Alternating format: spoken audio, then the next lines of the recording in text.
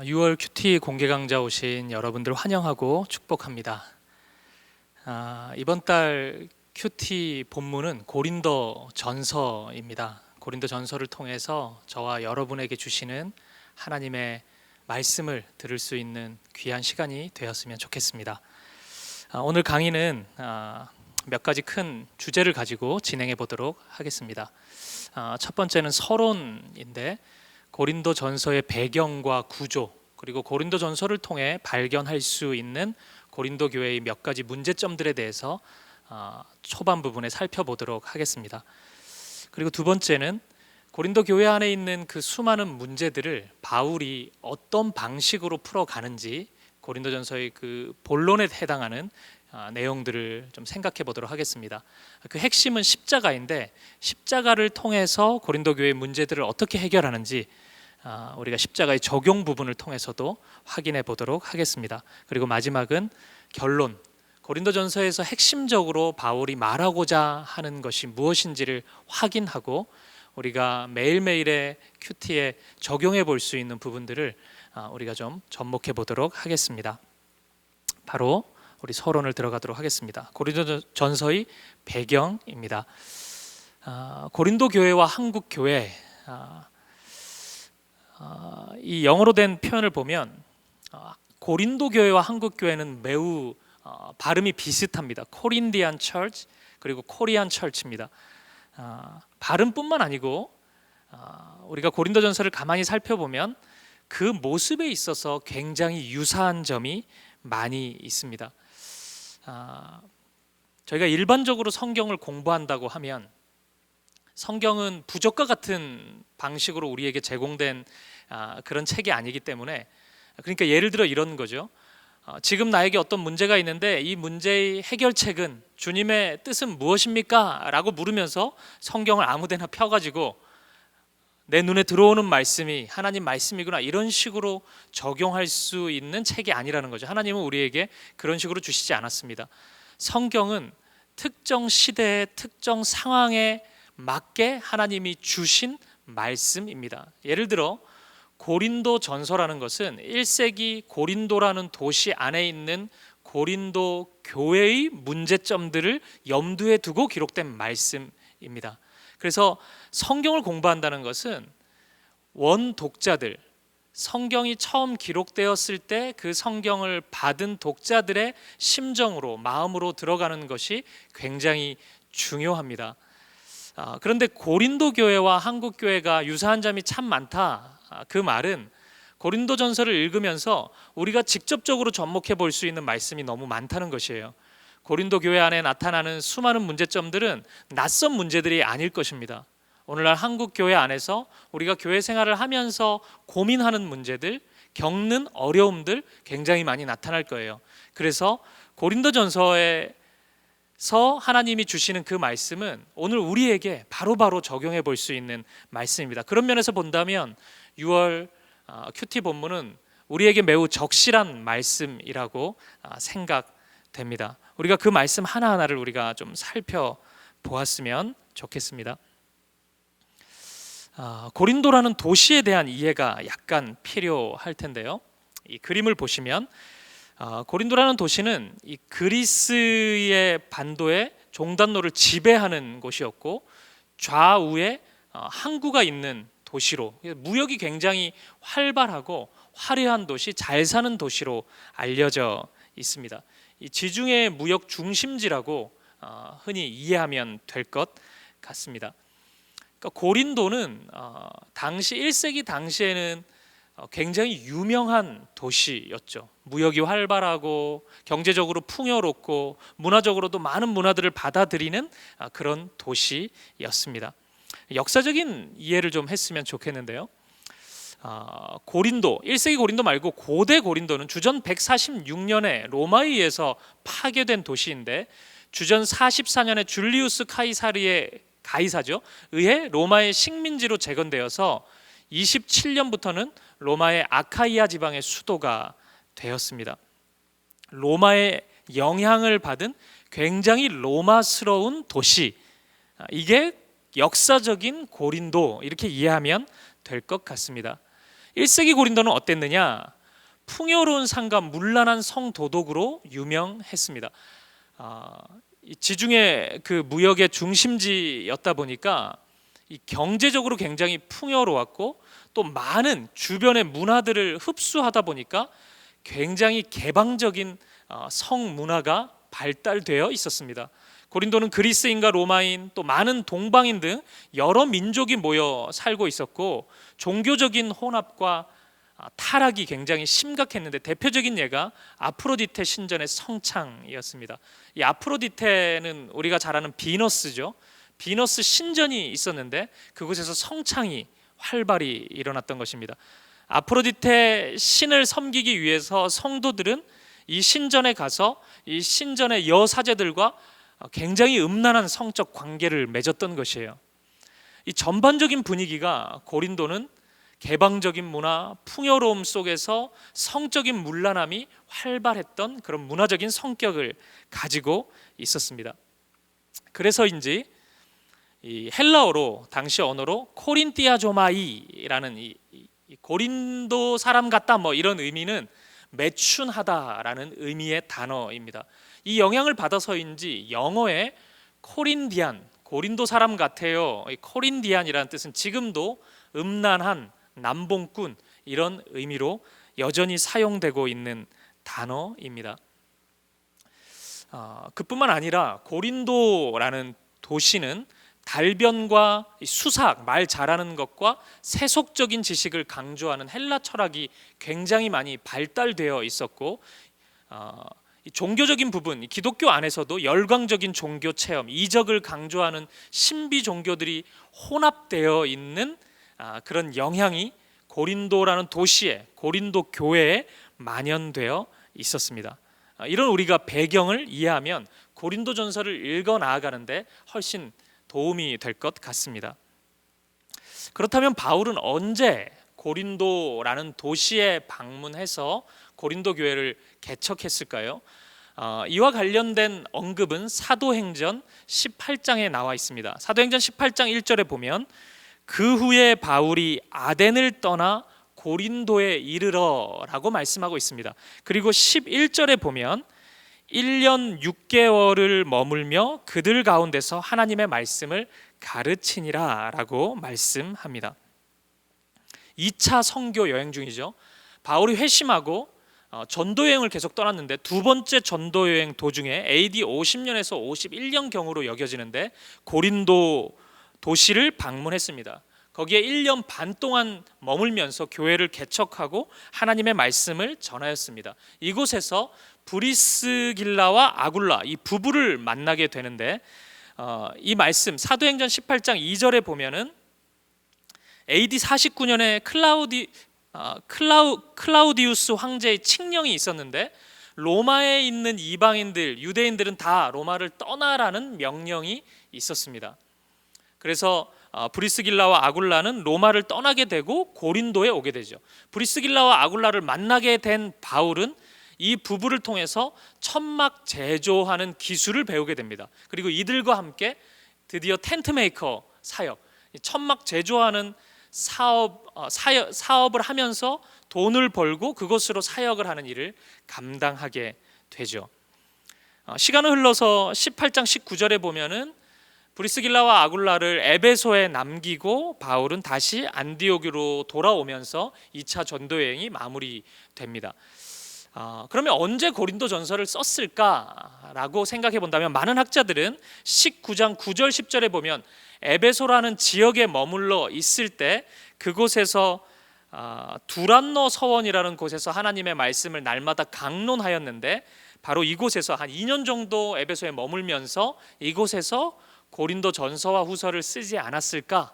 많은 사람들이 그렇게 추측하고 있습니다. 이 부분은 사도행전 19장에 나와 있는 내용입니다.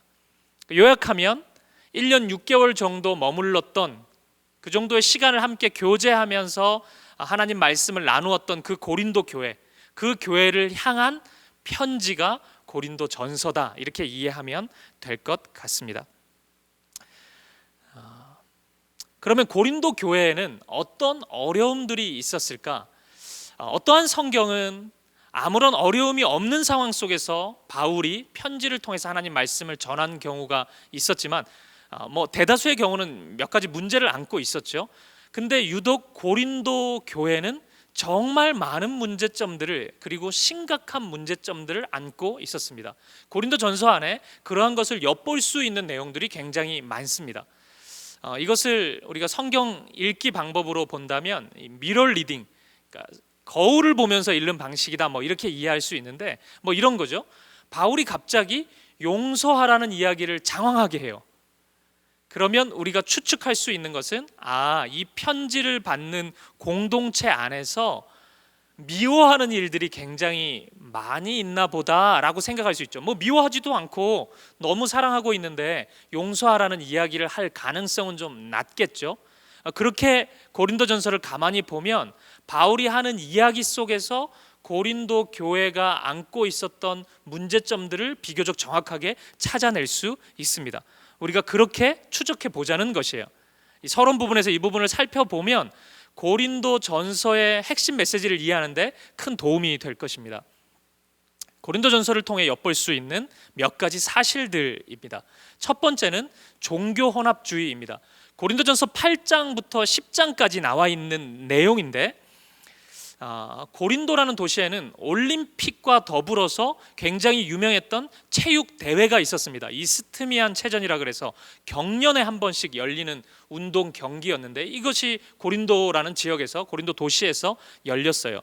이 체육 축제가 열리면 수많은 권세가들이 큰 잔치를 벌이게 되는데, 이 잔치는 대부분 우상, 이방 신들, 그들이 섬기던 신들을 숭배하면서 그들을 경배하면서 드리는 잔치였습니다. 이 잔치가 있고 나면 이 잔치 후에 남은 수많은 그 음식들, 고기들 이런 것들이 시장에 이렇게 나오게 됐어요. 일반 서민들은 이 축제가 열릴 때 시장에서 판매하는 고기를 굉장히 싼 값에, 때때로는 무료로 제공받아서 먹을 수 있었죠. 그런데 고린도 교회 안에 있는 그리스도인들에게서는 심각한 신학적인 질문이 생기기 시작했어요.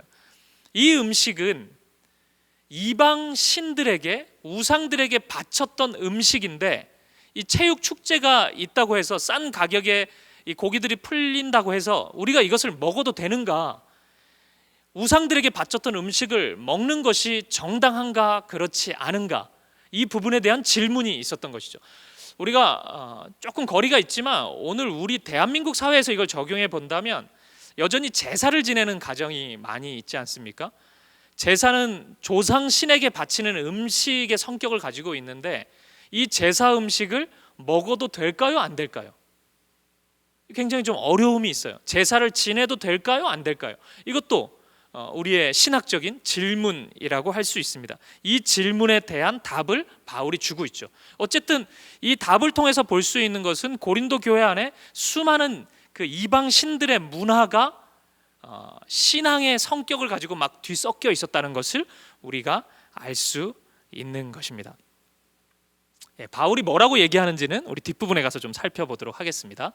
종교 혼합주의. 두 번째는 구원을, 하나님이 베풀어 주신 구원을 헬라적인 이원론의 사고로 이해했다는 것입니다. 이것은 고린도전서 3장 4장과 15장 부분에서 우리가 찾아볼 수 있습니다. 이 헬라적인 이원론이라는 것은 우리 인간의 삶을 두 개로, 거룩한 것과 세속적인 것으로 나누는 거예요. 위와 아래로 나누는 거죠. 그렇게 하다 보니까 사람은 영혼과 육체가 있다고 믿고 있었는데, 영혼은 거룩한 것에 속한 것이고, 거룩함에 속한 것이고, 육체는 부정한 것이라는 인식이 있었던 거예요. 그래서 이 영혼이 육체에 감금되었다고 생각했던 거예요. 영혼이 깨끗하고 순결하고 거룩한 것인데 육체에 감금돼서 이것을 해방시켜 주는 것이 구원이라고 생각했던 것이죠.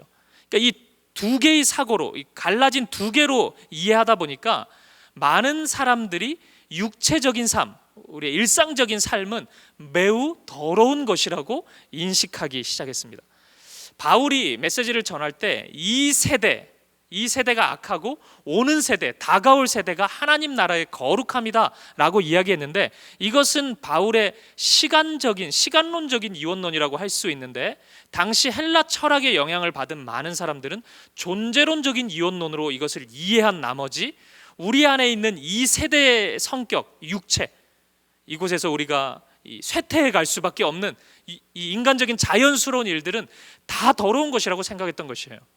그리고 영혼만이 순결하다. 그래서 영혼의 것들, 영혼에 영향을 줄 수 있는 뭔가 신비스러운 것들에만 관심을 가지기 시작했습니다. 그래서 우리의 영혼이 어떻게 구원받은지 알 수 있습니까? 신비 체험을 해야 되는 거예요. 우리가 기도하는 가운데 황홀경에 빠진다든지 방언을 말한다든지 여러 가지 신비스러운 은사가 나타난다든지 이런 것이 우리의 영혼을 구원하는 현상이고 영적인 것이라고 이해했던 것이죠.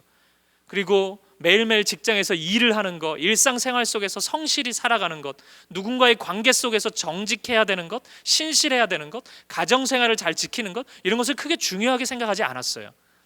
많은 사람들이 이혼론의 영향을 받아서 육체적인 것을 경홀히 여겼죠.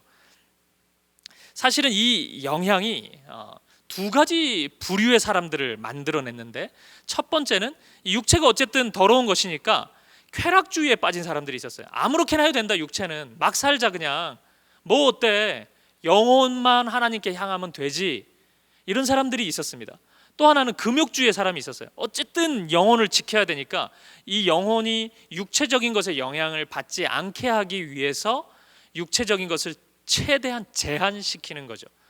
우리가 그리스 철학을 학교 다닐 때, 중고등학교 때 배울 때 스토아 학파와 에피쿠로스 학파 이런 거 들어봤잖아요. 이게 사도행전에도 나오지만 바울이 전도 여행 중에 이 아테네에서 이 사람들을 만나게 되죠. 에피쿠로스 학파는 쾌락주의, 스토아 학파는 금욕주의지 않았습니까? 그 영향이 고린도 교회 안에서도 신앙생활 속에서 나타났던 것입니다. 그래서 나타나는 그 다음 문제는 성적인 문제입니다.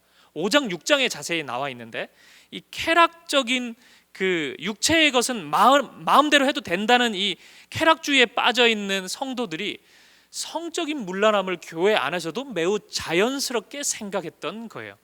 그래서 이방인들도 상상하기 힘들었던 성적인 타락이 고린도 교회 안에서는 굉장히 많이 나타나고 있었습니다. 바울이 이 문제를 지적하죠. 그리고 그 반대의 경우도 있었습니다. 네 번째 문제인데, 성적 문제에 대한 경건파 자매들의 이혼 운동입니다. 고린도전서 7장에 나와 있는 부분인데, 이것은 그 반대의 그 경우라고 할 수 있겠죠. 육체적인 것은 다 부정하고 악하고 더러운 것이기 때문에 많은 교회의 자매들이 가정생활을 깨야 된다, 이것은 깨져야 마땅하다고 주장하면서 이혼 운동을 펼쳤습니다. 이혼해야 돼. 남편과의 그 부부 생활도 옳은 것이 아니야. 성적인 거는 다 나쁜 거야. 육체적인 건 다 나쁜 거야. 이렇게 주장하면서 오직 거룩함만을 추구한다는 목적하에서 가정을 깨뜨리는 이혼 운동이 일어나고 있었던 것이죠. 이 부분에 대해서도 고린도전서 7장에 바울이 설명해 주고 있습니다. 그리고 다섯 번째는 이방의 철학과 수사학의 영향을 많이 받았습니다. 고린도전서 4장에 이 부분을 엿볼 수 있는데, 구원의 신비에 대한 어떤 영적인 지식을 가지고 있는 것이 굉장히 소중하고 고상한 것이라고 여겼습니다. 그래서 고린도 교회 안에서는 많은 사람들이 말을 잘하는 것, 수사학적인 테크닉을 구사하면서 어떤 언어로, 어떤 세련된 언어로, 사람들이 모르는 언어로 복음을, 구원을 설명하는가가 그들의 주된 관심사였던 것이에요. 막무가내로 막 살면서 말은 잘하는 것, 말을 잘하는 것이 신앙이 좋다고 여기는 문화가 고린도 교회 안에 많이 있었던 것이죠. 그러니까 이런 일들을 우리가 오늘날 비추어서 좀 생각해 보면, 오늘날 그 이단 중에 구원파라고 있습니다. 그 구원파가 생각하는 신앙의 모습이 이 헬라 철학의 영향을 받은 이원론적인 것과 굉장히 비슷해요. 이 구원파, 많은 이단들이 다 사실 그렇긴 한데, 그들의 교주가 되는 사람을 가만히 보면 성적으로 굉장히 문란하지 않습니까? 아내도 여러 명이고 그러지 않아요? 근데 그분을 추종하는 많은 신도들이 그 모습을 이상하게 여기지 않아요. 왜냐하면 그들은 모든 것을 영적인 것으로 해석하고 영적인 것에만 관심이 있기 때문에 그래요. 그러니까 우리가 영적인 것을 추구해서 거룩함으로 내 영혼이 구원받으면 되지, 육체적인 거 뭐 어때? 어차피 다 썩어질 것들인데, 이런 식으로 생각하고 이 땅의 삶의 거룩함을 추구하는 것은 구원과 아무런 관계가 없다고 생각했던 것이죠. 그러니까 지금 이 시대, 우리 대한민국 사회 속에서 일어나고 있는 구원파, 또 많은 이단들의 그런 사고의 메커니즘과 고린도 교회 안에서 일어나고 있었던 헬라 철학의 영향을 받은 이원론적인 메커니즘이 유사한 부분이 많은 거죠. 성도 여러분들이 당연히 아시는 것처럼 구원은 총체적인 것입니다. 영혼과 육체를 성경은 절대로 구분하지 않아요. 설명하기 위해 때때로 구분해서 설명하는 경우는 있어도 실질적인 우리의 삶은 하나가 되어 있습니다. 영혼과 육체는 하나예요. 그래서 우리의 몸, 우리의 삶을 하나님께 드리는 것입니다. 영혼만 드리고 육체는 마음대로 살아도 된다, 이런 것은 성경이 말하고 있는 구원과는, 복음과는 거리가 멀다는 것이죠. 어쨌든 고린도